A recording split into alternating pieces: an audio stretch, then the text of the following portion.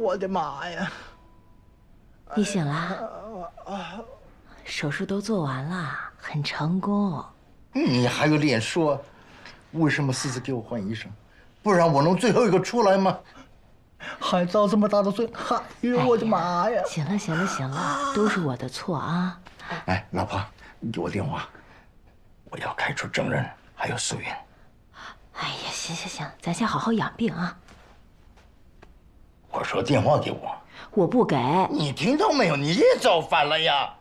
电话给我。哦，行行行行行。不，哎呦！啊，给，我给。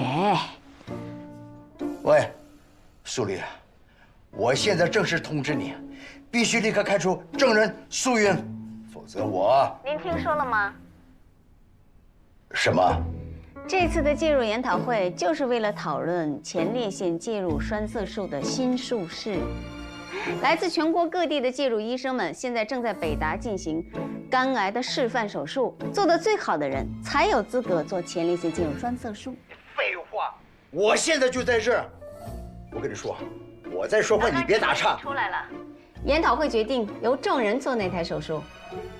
哎呀，秦董啊，如果手术失败了，不用您说，我也会立马开除他们两个。但如果手术成功了，只怕其他的股东们也不会同意呀。要不您再等等。哎呀，老狐狸！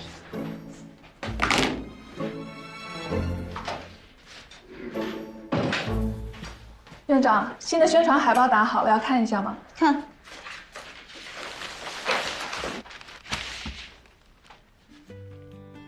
这个要改一下啊，由证人率领的团队。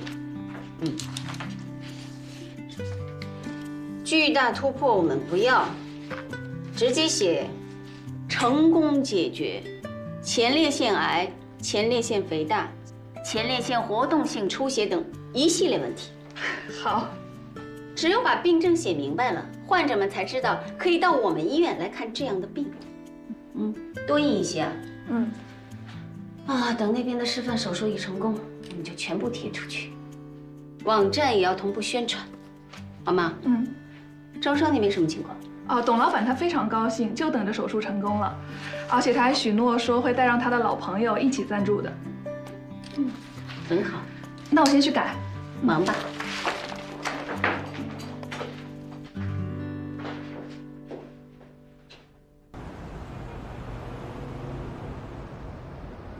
什么就不行了？什么叫不行了啊？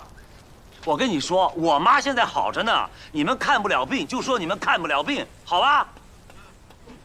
全是一帮庸医。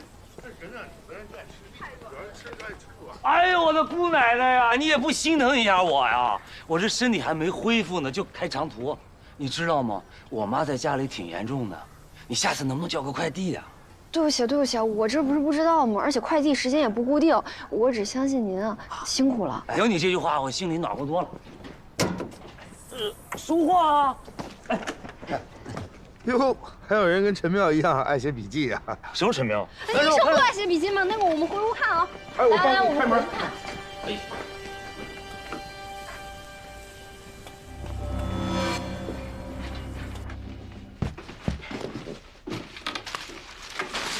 哎呀，王远山的资料以前不是给过我们吗？这是我找病人家属要的最新的。他前段时间不是又去3院做了一次检查吗？还有一些前列腺造影影像资料。很少有人做前列腺造影了，这资料太宝贵了。膀胱肿瘤造影、肾脏肿瘤造影，还有这么多啊！这些啊都是那些教授私藏的，我拜托我的朋友厚着脸皮一位一位求来的。陈医生，希望能帮到你。这些太有用了，给我看怎么样？你就不需要了吧？为什么呀？正如你说的，你总是在关键时刻掉链子，而且实验手术的人选已经定了我，给你浪费。喂，哎，陈医生，喂，我帮你。小鱼人，玉儿，给我看看。郑医生，还有这些。哎，郑医生，我这还有俩资料。老贺你也行啊，你们真行啊！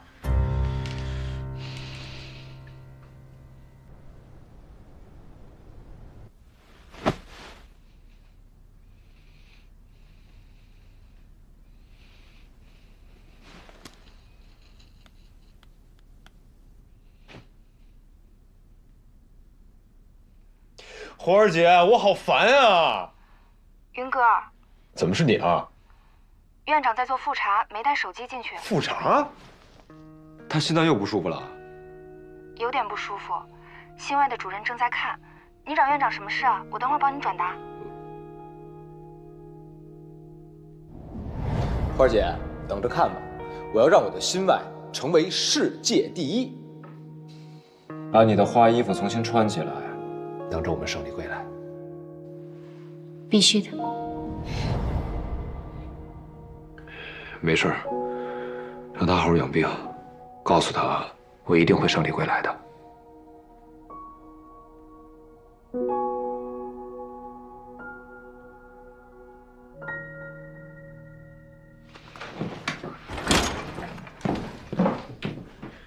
你听好了，我不会再掉链子了，我会继续练习，一直练习，直到追上你。这一次前列腺技术穿刺术，我们只能成功，不能失败。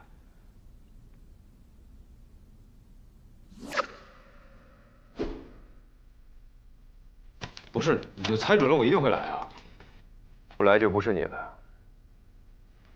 那你知道你刚才多不给我面子吗？底下那么多人，小艺人也在，老贺也在，程月也在，他们都别演了，赶紧吧。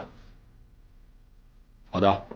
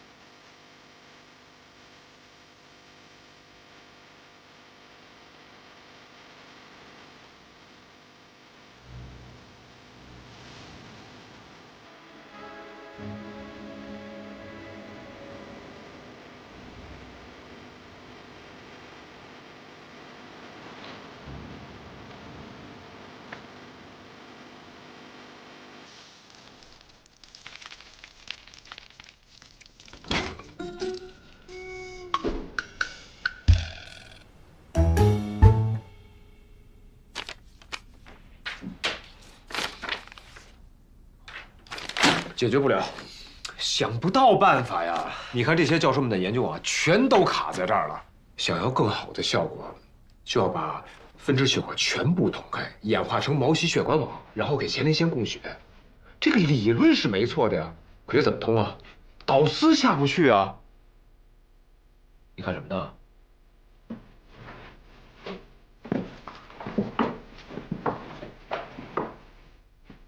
你说鱼群游泳时为什么不会追尾啊？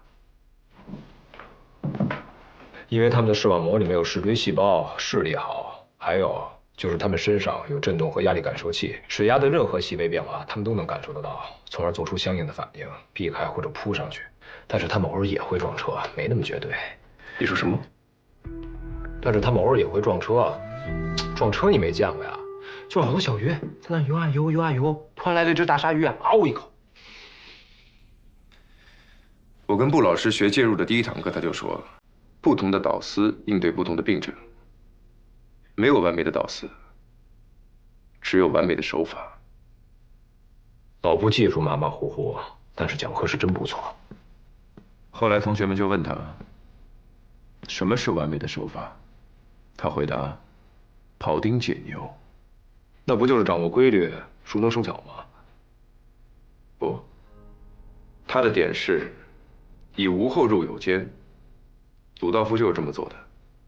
血管下不去，那就到更细的导丝，就能进入更细的动脉分支。他就是在根据不同的病症来选择导丝。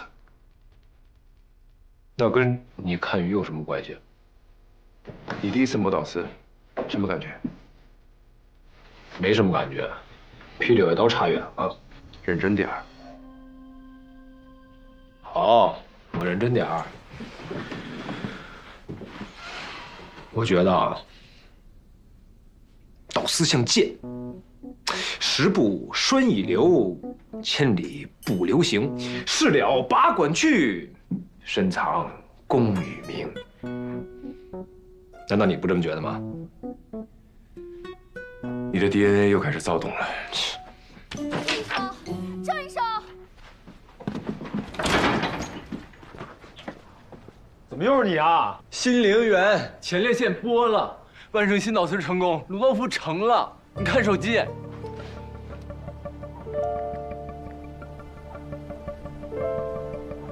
怎么可能啊？我们偷盘了。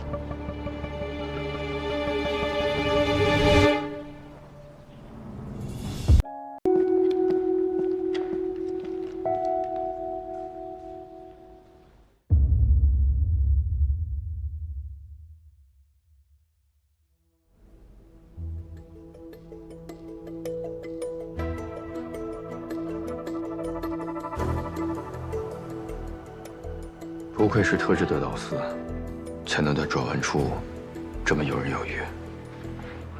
这款导丝的确是太先进了，明摆着，这就生生用钱砸赢的。材料学方面的差距，短时间内真的是无法弥补了。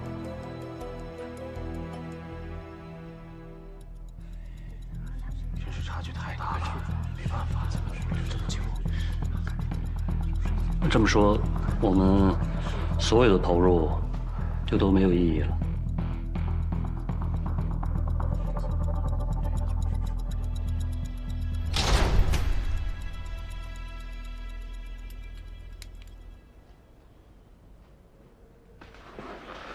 我就想问一个问题：3月是怎么把人从你们手里弄走的呀？问这些有什么用啊？新陵园已经独家直播了，现在全球人都知道人家成功了。北京，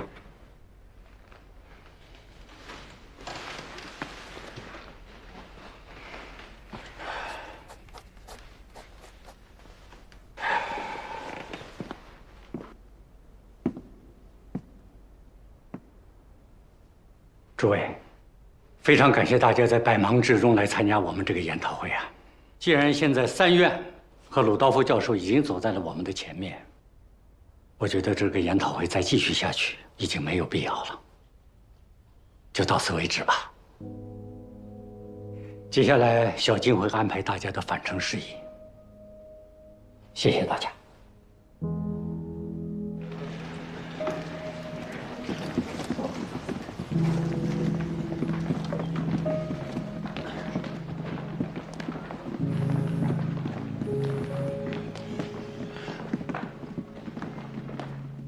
郑医生，我们新陵园为鲁道夫教授做的手术直播您看到了吧？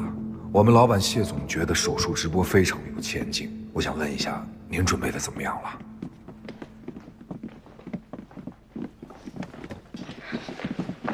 金二哥，事已至此，交给你吧。你们到底是为了什么跟3月争成这样？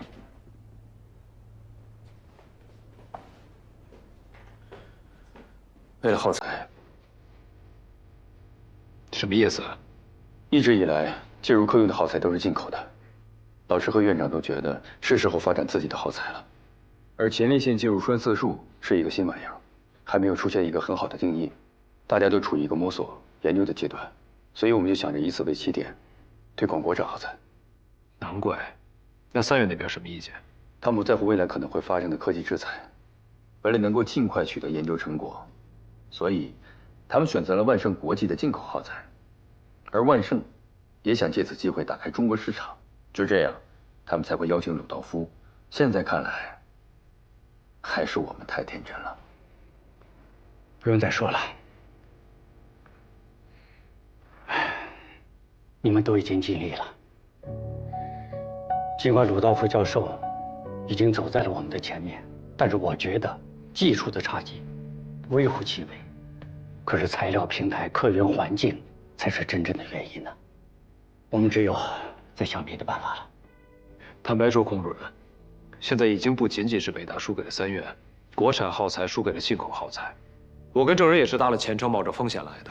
因为秦丽人，我们已经彻底把他得罪了。他发话要开除我们俩。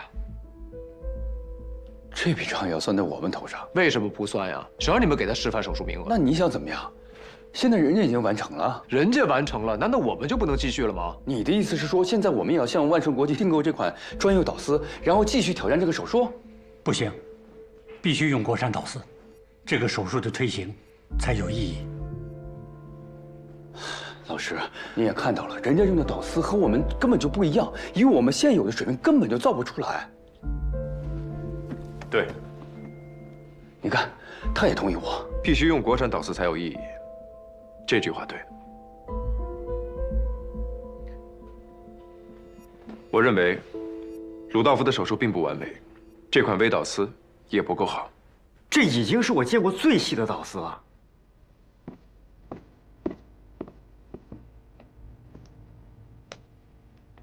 这个位置，它没有继续往下走，而是直接栓塞了膀胱上动脉的分支。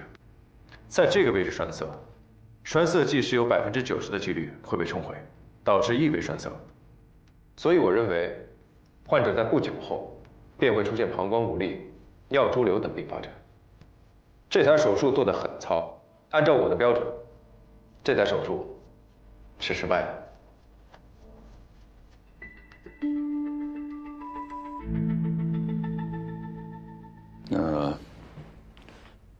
你有什么想法？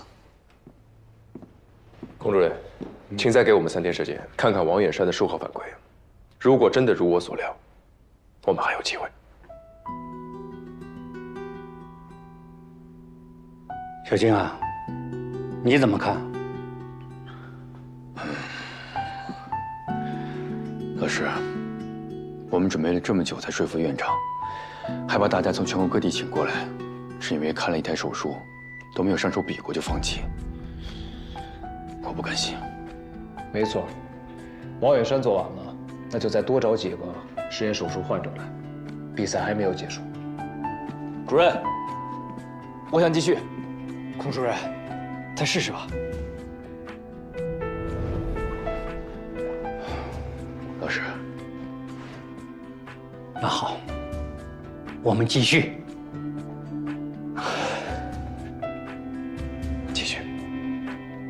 继续。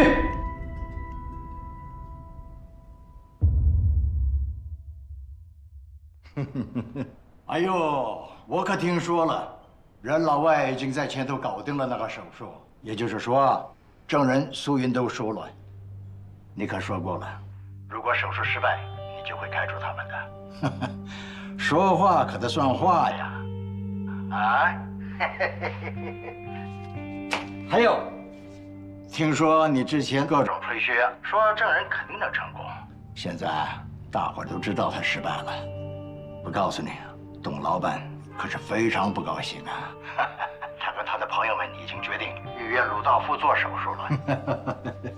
所以，要不证人苏云走，要不我走，你选一个吧，苏院长啊。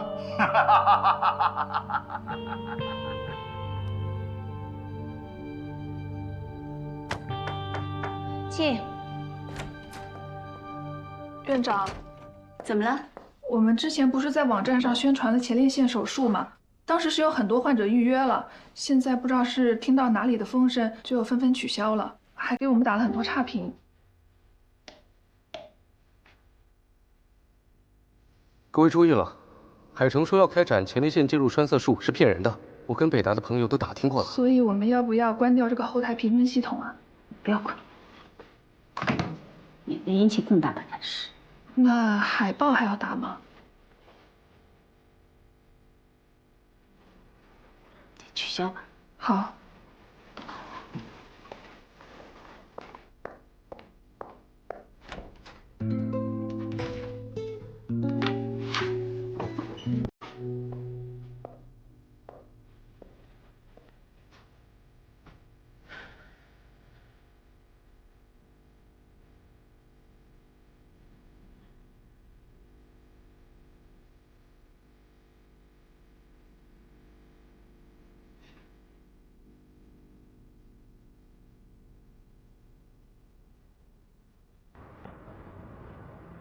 这个位置 ，OK， 还有这个，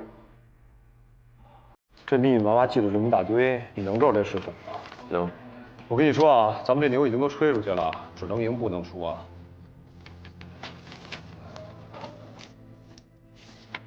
有什么新思路吗？你看，这个位置就是鲁道夫栓塞的地方，离下面的供氧血管还有一定的距离，他无法继续前进，所以选择在这个分支就开始栓塞。我们要想做到精准栓塞，就必须继续往下走。他的导丝已经够细了，但还是下不去啊。因为血液是流动的，就像在流水中拿线穿针一样，他的视野、角度、力度都会产生偏差。不解决血管壁的摩擦阻力和血流速度之间产生的湍流对导丝的影响，根本就不可能成功。还是那句话，怎么解决？没想好，很难。哦，原来你有觉得难的时候啊。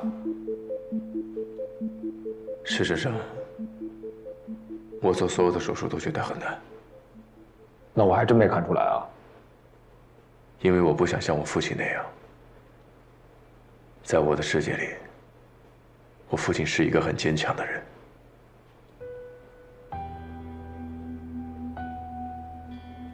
自从我有记忆以来，我从没见过我父亲有过退缩疲倦的样子。98年抗洪，他3天3夜没睡觉，一直扛着。回到家之后就大病了一场。99年筹建医院，他天天熬夜。00年医院成立的时候，那时候没有客源，他天天东奔西跑，瘦了20多斤。那么坚强的人，最后却是那样走的，只留下一句晚安。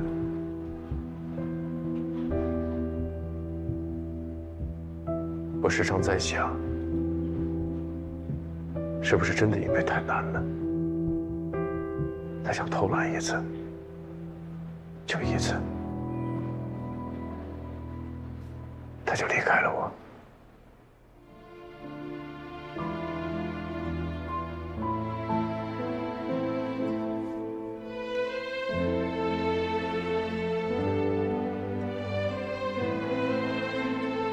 我不想像我父亲那样，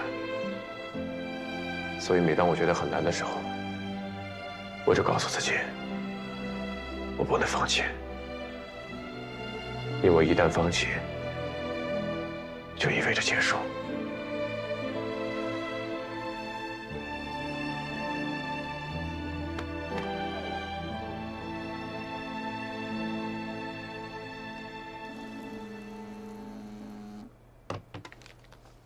喂，郑医生，你还在北大吗？在。我有一个阿姨突然失明了，医生说是眼底血管缺血，所以无法手术。金耀武正在想办法呢。眼底动脉找介入科。他和金医生私交很好，而且这个人，郑医生，你也认识。那你现在左眼什么感觉？完全正常，就是这儿。金医生，你们来干什么？这位是郑医生的朋友。你，小陈，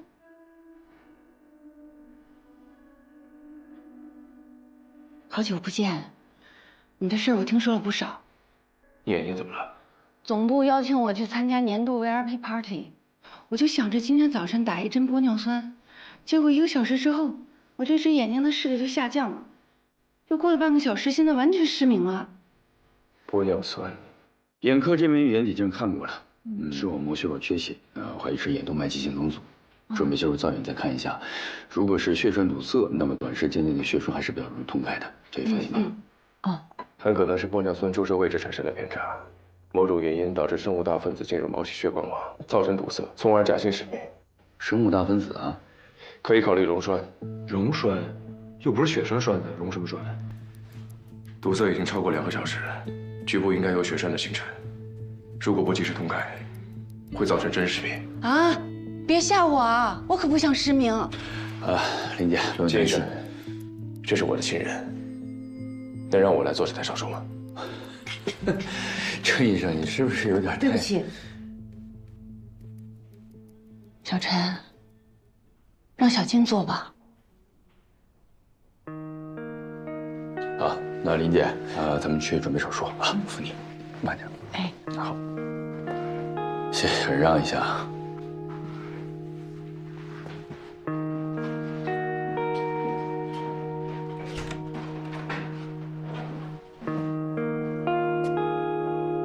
以你们的关系，他应该选你才是啊，为什么选见我？微博的朋友们，大家好，我是演员张彬彬，在手术直播间饰演证人。Hello， 大家好，我是戴旭，在手术直播间饰演苏云。互相介绍一下对方的角色。苏云是一个非常优秀的医生。性格苏云就有点孙猴子吧，就是《西游记》里边的孙猴子。那我饰演的其实是唐僧，然后老贺是猪八戒。他反正是海生医院来的一个非常著名的介入科主任，别的科室的手术他也非常擅长，啥都会。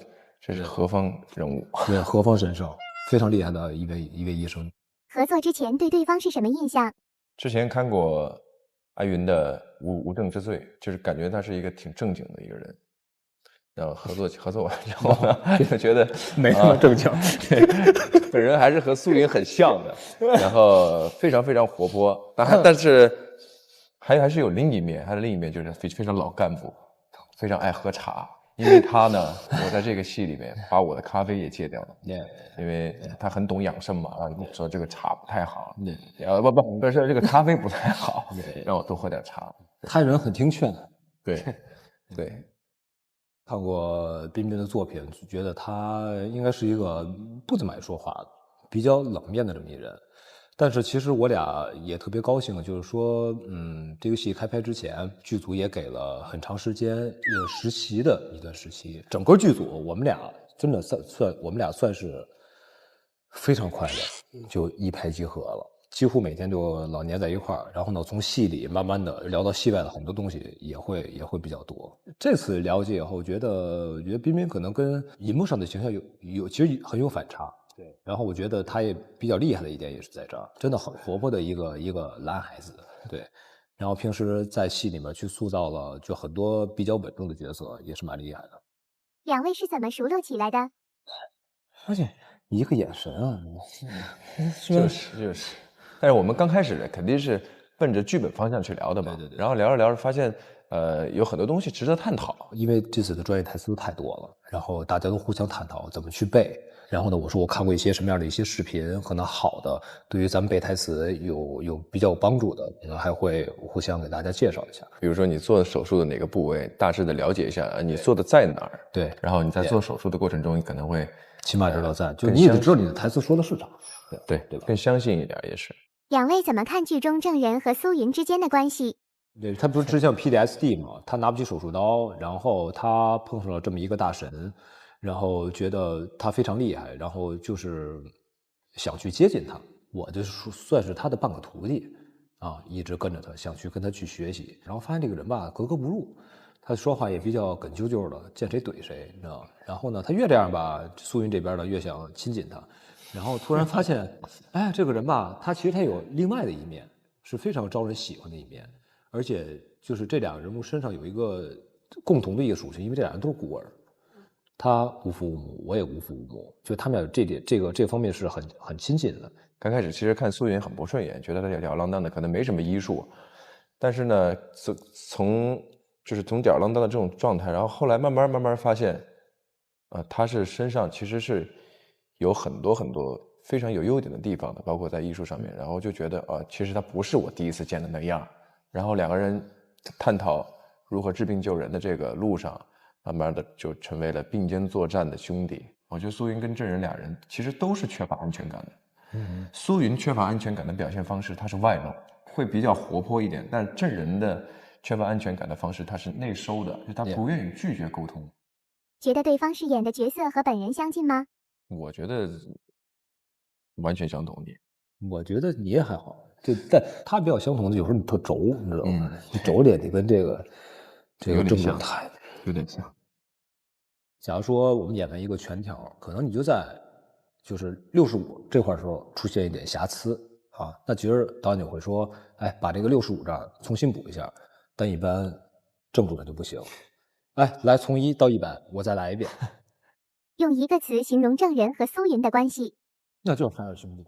海尔兄弟，因为我们俩就莫名其妙会有一件一模一样的衣服，就是我可能是3、4年前买的，阿云可能也是3、4年前买的。导演这样说，哎，海尔兄弟来了，海尔兄弟来了，舒可贝塔，只要能俩人能贴到一块儿的，那全是这俩。对，樱木花道、流川枫，对吧？鸣人是吧？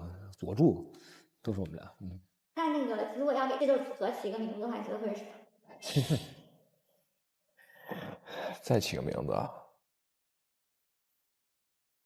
那不行，不行，我想到这词儿了。不行，我觉得这样，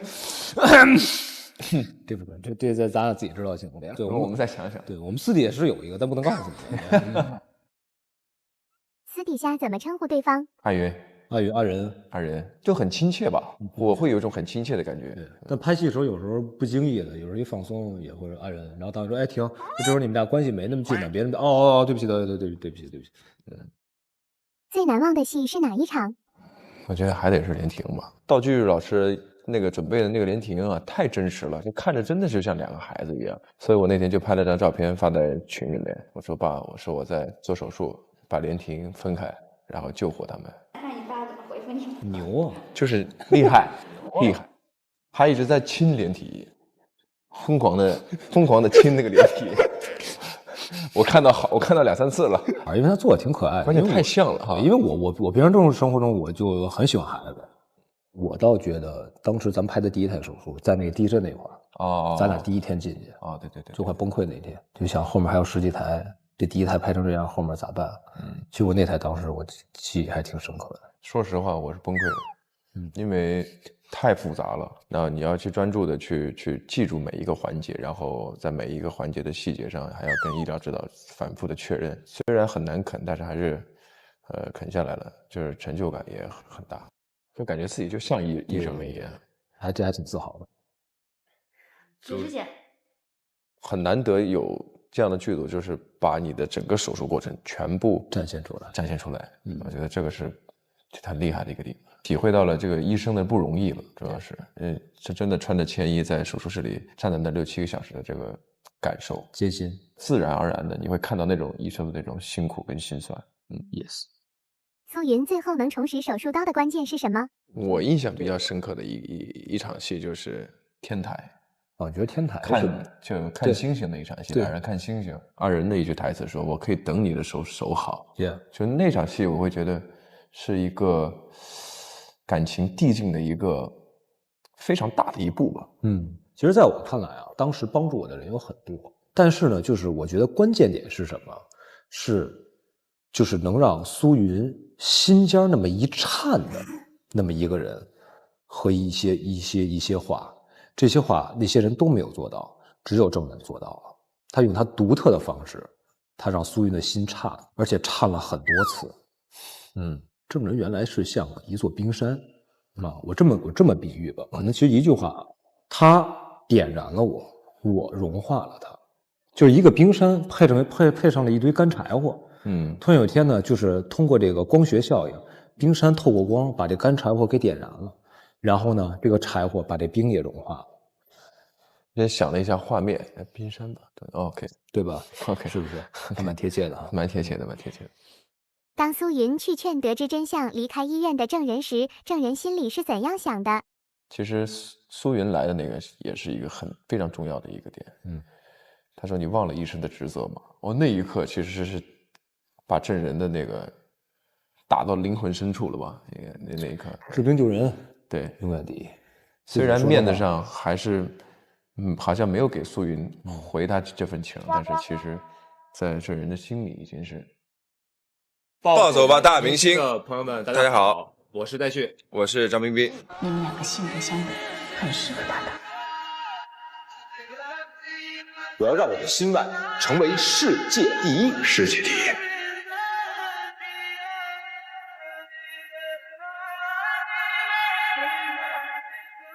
那咱们就是先互相点评一下彼此跟角色的适配度吧。性格我觉得挺反的，我觉得他反差真的很大，因为他平时生活中他是一个非常热情的一个人。我在片场我看他去就是创作这个人物的时候，有很多地方都是他是在很克制的在控制自己，比如说你的走路，记得就是因为导演就说他有时候得走吧，就平时就像他自己的那种性格，大大咧咧的。然后导演说不行，说那个证人应该是一个什么样的，然后呢你胳膊不要摆得太厉害。然后其实刚开始拍的时候，我们都刚开始都会有些紧嘛，然后可能走路我们俩都很别扭，僵住了，都僵住，都很别扭。说来你们俩回头看看，来看看你俩现在走成什么样了，一看不行得改一改。戴旭老师就是别叫没有一开始就觉得他是一本正经的，应该没认识他的时候，觉得他是一个一本正经的，然后呢，人也很帅，戏也特好，然后接触了之后，发现就是其实性格和我还蛮聊得来的，相处也很愉快，也很活泼，就是话特多，然后特贫，比我还多，然后特贫，然后反正挺好的。那你们两个人对对方的网络印象是什么呀？一本正经。我对彬彬的印象就是大帅哥啊，然后见到那个本人以后也是大帅哥，很有安全感。怎么他是要保护你吗？所以就不要老比手，你看来，你看手，你看多安全感，你看他手多大的，对吧？你看。是用3个物品形容对方吗？麻将，可以啊，国粹嘛，花衬衫、茶、咖啡、书，他平时爱看书，鼠标戒了，确实是对，鼠标现在也戒了，他戒掉了，他戒掉了。差不多了。上次采访的时候，你还非常 Q。手术直播间这个医疗台词啊，对，就让我没有机会打游戏。我们俩屋里面，我们经常串门嘛，他屋里面也全是便签条，对，我屋里也全是便签条。有时候洗着，然后可能偶尔瞄一眼，就在洗头的时候就看着台词背一遍，就反正就能有机会看到的时候，一定要给自己有机会看到。台词让我们崩溃了，起码1个半月，后边一个半月基本上是手术的过程。到后期的时候，我们要去背手术过程啊，这是比较难的。但是我们拍戏之前还鼓掌呢，就我们大家一块，对吧？我们都鼓励。比如说有一台特别难的一台手术，对，我们所有人在3、2、1之前，每一个人鼓掌，加油，15秒钟鼓掌，加油，互相激励一下，因为接下来的过程很难。从你们组里出来人应该会变得很自信吧？比较亢奋，亢奋且自信，比较亢奋。拍完那个手术过程，我感觉自己能做手术。对，真的就是有这个自信在啊，但是还是不行啊，这个那肯定不行的，这个也只能有这个自信是可以的，这个。那如果你们两个不做演员的话，你们觉得彼此会做什么？啊，对，还是做医生，对，中医，我中医，他天天给我把脉，他身体非常好。他的身体特别的好，就是他就是火旺，和你的那个脉就感觉给我手动快能弹开了。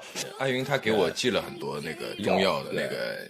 哎，我给泡脚，您泡了吗？泡了，每天我在那个是不是睡特别好？对，睡巨好，我天天跑。对，就泡完就直接。私底下平时得需要人照顾。我觉得他比较适合去经商，当老板。他有当老板的潜质。所以你想当老板，你想创业吗？想啊。你继续开个中医馆是吧？还要拉他入股？开个连锁的，你还开连锁？连锁中医馆。然后我干嘛？我做代言去是吗？明星医生。那两个人在认识之前有没有共同的群聊啊？之前没有，就是刚进组的第一天可能就有。就我俩的缘分就是从手术直播间进组的第一天，对，开始了，到现在此时以后会一直下去。那能不能说出你们2个微信里面最有意思的一个群聊名称啊？请保持你的下颚线，然后我们的群聊名称，手术演员群。对，导演特别在乎演员的下颚线，拍出来好看是吗？对，然后就让全组去减肥去，对，说如果说没有下颚线是不行的。对于男艺人的头发是粉丝的共同财产这件事，你们有什么体会吗？只要是人，他就会很在乎他的头发。他们会非常在意你的头发，就是因为怕你剪坏了就变成了。光头都帅，你你看你们多自信啊！你那粉丝不允许你弄光头呢，排除拍戏哈。我觉得这是检验帅哥的唯一标准。所以你们没有剪坏头发的经历吗？小时候有，对，小时候吧，小时候可能会拿着照片去。对。然后剪完以后，你看不是这个，来把推子给我来。那我们接下来进行一个默契大考验啊！张彬彬最喜欢的歌手是谁？他自己，他是我心目中的歌神，他是歌神，对他特好。我应该是他一个忠实的一个观众，因为我们俩天天骑在一块儿。然后大家可能后场的时候他就自己溜到旁边，然后自己干，嘴边不停的念叨。对，然后以为背词儿呢，然后仔细看，我说我陪他对去吧，我走过想跟他对词儿，一看唱着特别投入，想说不要打扰头就走了。然后有时候也跟我说我家哪个歌是我自己写的，哪个怎么着，他唱的挺好。其中之一吧，其中之一。还有周杰伦。张彬彬上一次问这个新发色怎么样，是什么发色？懵了吧？粉的。哇！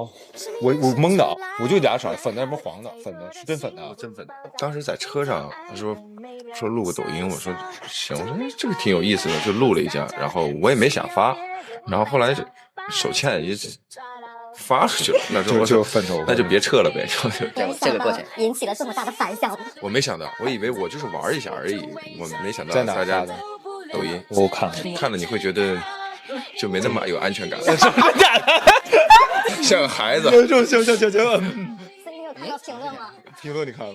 看了。所以你懂我什么意思吗？不懂，你懂？我不懂。什么懂什么？你们说的哪一条？就是 Apple 变成 Orange。Apple 变成 Orange 是什么意思？那这个你自己回去查吧。录完就查。戴旭最喜欢的运动是什么？足球。你说，反正你说这我最恨的运动。你老提，我以为你爱的。那种最恨的，对，升格。对，那最恨的。你给他一下提示好了。跑步。你不是告诉他，说给他提示。说给他们听。跑步。Yes。那戴旭经常被大家说什么脸？哈士奇。没事，如果他同意的话，我就算你对。也对，竟然有那个表情，你看，老像。手术直播间名场面配文大赛规则：根据记者给出的剧照，2人分别给角色配上内心 OS， 并为大家解读当时2人的关系处于什么阶段，以及对彼此的看法是怎样的。第一章。啊，这就是第4集很清楚的，对，这很前期。配个文字，就是我不想挨着他做。证人呢？啥也不是。对，啥也不是。对。这是什么样的阶段？这是刚开始刚认识那个阶段，谁也不想，对，谁也不了解谁。对。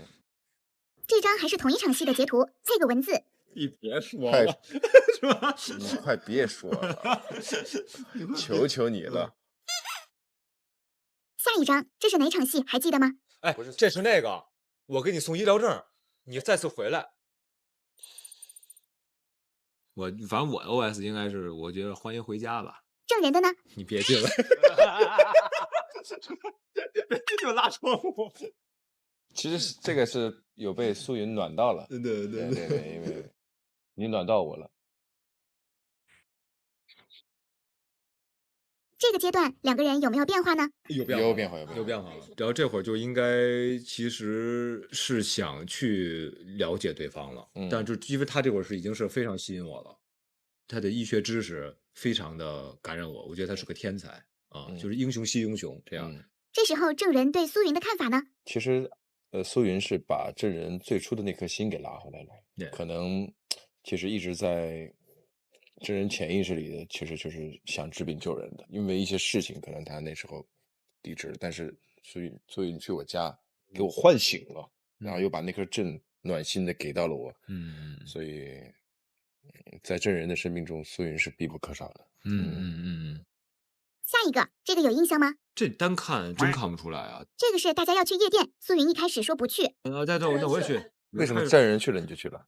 你刺激我呀，那会儿是你在刺激我呀，就是你让我就是去出诊嘛，你让我把我以前失去的东西要找回来嘛，其实那会儿你已经知道了，然后那会儿你就没告诉我嘛，他是为了其实在 push 我嘛，这个阶段，哎，配个文字呢？就你去夜店，你都能去夜店，我为什么凭什么不能去？你都去夜店了，我为什么不能去啊？哼。下一个，这知道，北达吃饺子，爱吃饺子。对，给他配个文字呢。我觉得你摆那么整齐干啥？让我尝尝。你手欠是不是？你是不是手欠？这时两个人的关系有什么进展或者不一样吗？这会儿就特别好，其实已经很好了，但是呢，郑人他心已经跟他在一起了，但是这面上吧，还得硬一下，还得犟一下。那你好像这从头也都得硬一下，但心里已经融化了。对，他都允许他这么做，但是他也不说，他都不说了。你弄坏我的阵型，我就默默的摆回来，其实就已经是乱。对，他已经是。如果你们在戏外碰到那个现场，冰冰哥的反应是？他可对你吃，你拿走吃去。我再给你买一份。你是不够吗？这不够吗？来，快吃，来去再给他买一份去。得让阿云吃饱。下一个这场戏，这是那啥啊，流星雨前两个人和好，吵完架和好了。先配个文。这个，你看，最终还是你向我来找我道歉来了吧？那我呢？挺傲娇的。郑人呢？我觉得是这样，其实这个啥就，你说什么我都接受，我啥也不说。我都懂，不说。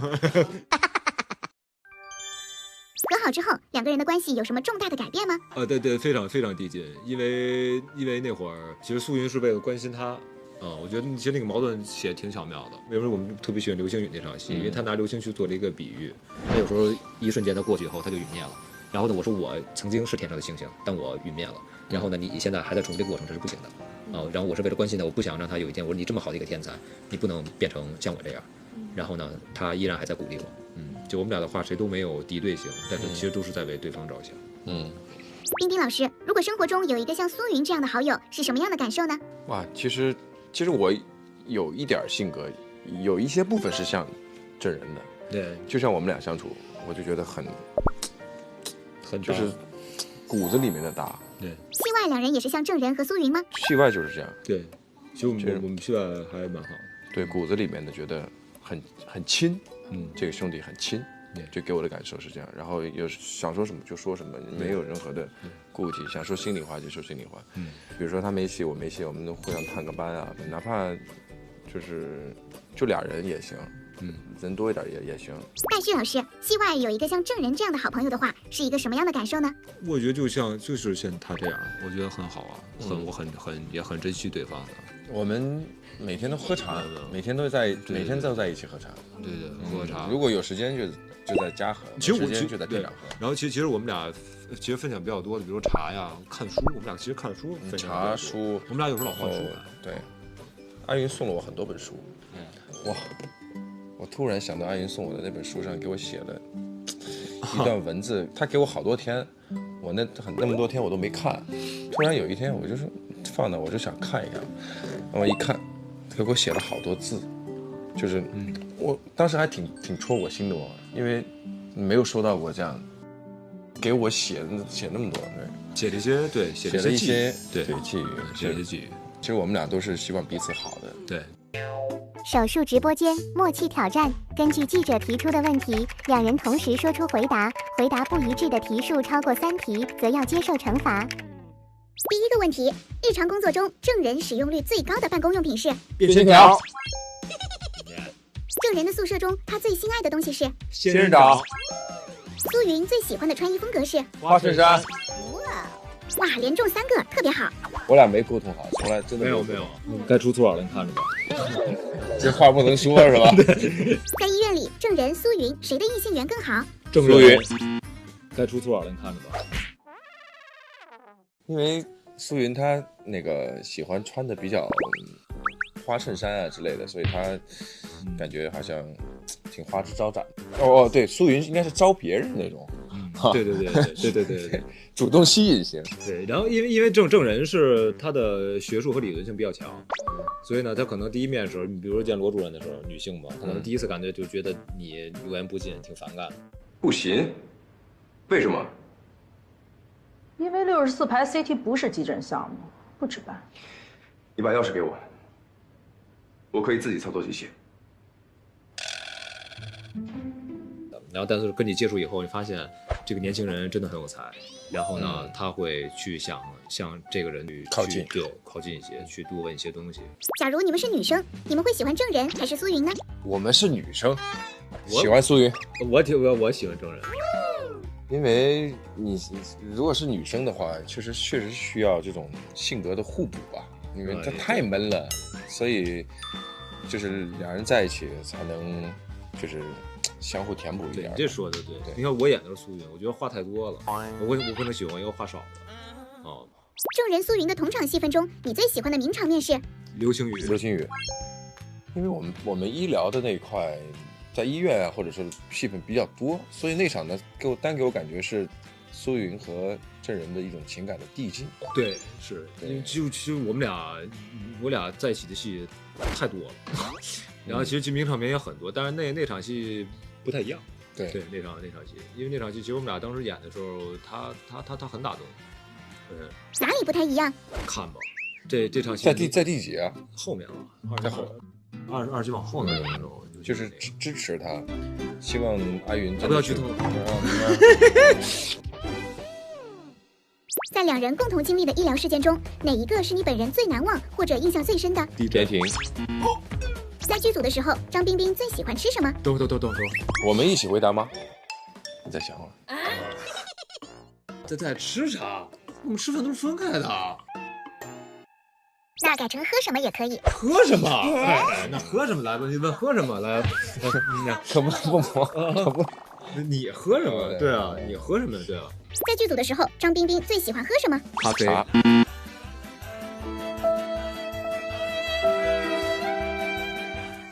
可以稍微解释一下。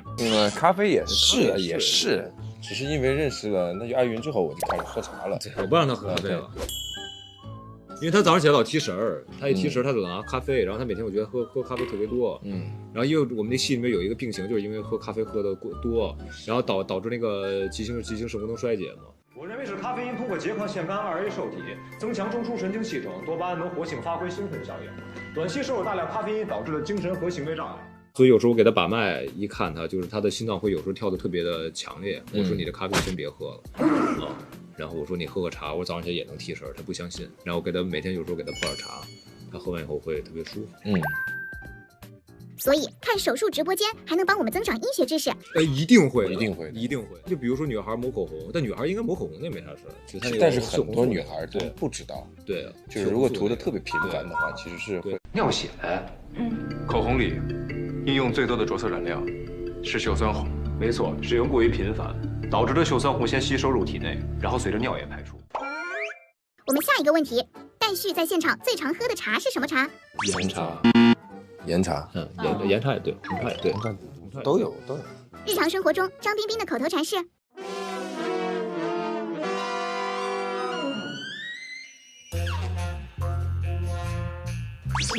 2、1 ，Action！ 就我们一断点的时候，演而断了。3、2、1。自己会自己 Q 自己，对。比如说这句台词说错了，然后导演也没喊卡，自己就从从哪个断点，就是3、2、1开始，然后继续演，接着演。对。然后比如说我们两个人对手戏的时候也会，对，也会一错，然后我们会特别默契的停在那儿嘛，就是听他喊3、2、1 Action， 然后我们俩就接着演，自己 Q 自己。戴旭的口头禅是，我自己都不知道，因为我平时说的话太多了，不知道哪去了。对，因为有一天我记得他拍戏的时候，他就跟我说，他说阿英，我发现啊，你真的很能说，他就看你自己搁那叨。他一般有一些人还是喜欢用肢体。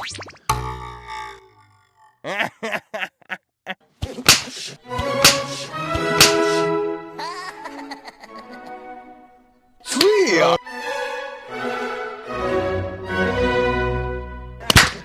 呀，是吧？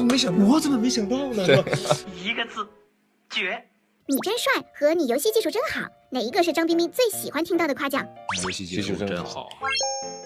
美食博主、健身博主、中医，戴旭对哪个身份更有野心？中医。以后退休了，可能会从事中医行业。他要是不干演员的话，可能会做中医这块，做中医。他的那个技术，那个把脉的这个技术，其实已经达到了中医的水平。你别瞎说，你是我的试验体，你知道吗？我没跟你说过这个，是吗？原来你不是，不是，但我会，我也会把脉，你算是我的小白鼠。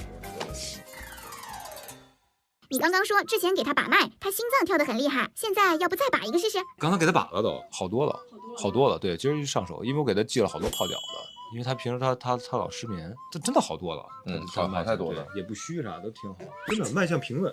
他原来是比较盛。比较实，对，就实和虚，咱不整那词儿。你看你们这都想歪了，就人中医就说实和虚，你知道吧？因为太实太虚，是吧？如果证人被苏云硬控了1分钟，那一定是苏云做了什么？那我就滔滔不绝地说呗，他就听呗。那如果张彬彬被戴旭硬控了1分钟，是因为什么？那就把的太多了，把脉、喝茶，看我泡茶。我看他泡茶，不止1分钟，看半小时。对，因为他一直在讲这个红茶，这个什么茶叶，你看他这个盐分什么怎么泡。他特别给我面子，我每次讲啥他都听，聆听。对，他是一个特别好的聆听者。假如证人和苏云是古希腊的神，请问他是掌管什么的神？古希腊的神，他有医疗的吧？他应该是掌管医疗，那肯定是，对吧？潘云是嘴神，我特能说的那个嘴神，但人不叫嘴神，人不叫嘴神，他的属性是他是特能说，他能特别去说服别人。如果给这2个神配上标志性动作的话，会是什么动作呢？这个然后我呢，我就怎么着，闭嘴打咩？你每次在演嘴神的时候，一下打咩，你别说了。惩罚环节之带动物发箍拍照，这是啥呀？这什么？这是猫。我这是什么？